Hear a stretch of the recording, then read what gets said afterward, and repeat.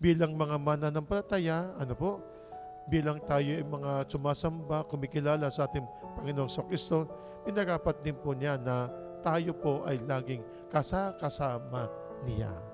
Ipinaparating lagi po niya sa atin na tayo laging kasama niya at siya ay laging kasama natin. Para din po bang ang mga ikinakasal, ang dalawang magiging mag-asawa, sila'y pinagtitipan at kalimitan po nababanggit, mula ngayon, kayo ay mag-asawa na at sa gitna ninyo, ang namumuhay ay ang ating Panginoong Hesukristo, ang ating Panginoong Diyos. Muli mga ginigwatid, magdamag na nanalangin ang Diyos. Si Jesus, tumatawag sa kanyang Ama. Huwag po tayong manghihinawa na magdasal. Huwag po tayong mahihiya na tumawag sa ating Panginoong Diyos at sikapin po lagi natin na sa bawat pagkilos natin araw-araw, sikapin po natin na lagi natin kasama ang ating Panginoong Diyos.